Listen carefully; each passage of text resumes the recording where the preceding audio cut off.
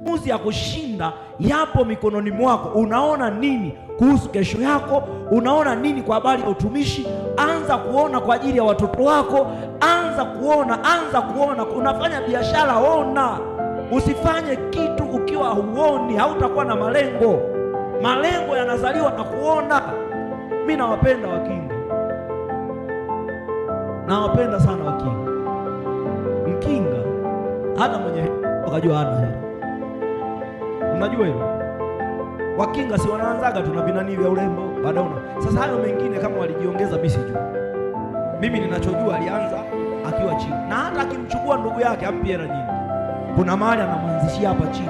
Wale wanajua kanuni ya rohoni, hata kama wanajiongeza wengine, lakini walikubali kuanza wapi? Chini. Kuna kitu alikuwa anakiona kikamwambia fuata hiyo barabara. Wewe ukiwa hauoni muujiza upokee. Wewe ukiwa hauoni hauwezi kufanikiwa kwenye maisha. Wewe ukiwa hauoni hautapangilia vitu vyako kwa mpangilio mzuri. Watu wanaona hata maombi yao yanakuwa na mwendelezo, kwa sababu wanaona. Kwa nini hapa hatuachi maombi? Kwani maombi tulianza kuomba njiani? Sitoka kanisa linaanza wakati mtu bado maombi ya asubuhi hapo, bado kufunga kupo. Yaani hapa kama utakimbia humu ndani ni maombi. Niwaambie ukweli mlio wageni. Haleluya. Shangilie Bwana kwa makofi. Kama utakimbia humu ndani ni nini? Mimi ninajua hatima isiyo na nguvu ya Mungu haiendi popote. Kwa kuna muda lazima nikulazimishe kwamba tuombe. Hata kama uelewe tuombe, lakini usisubiri maombi ya tangazo. Kama unaona utafanya jitihada binafsi. Unajua sisi ni wanadamu, sawa? Mimi unaniona hapa ni mwanadamu.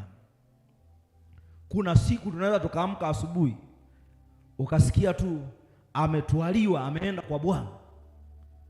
Kama imani yako haukuijenga vizuri, kuna watu wanaachaga wokovu kwa sababu mchungaji kafa. Na kuna watu wanaachaga wokovu kwa sababu mchungaji kaanguka au ameacha imani.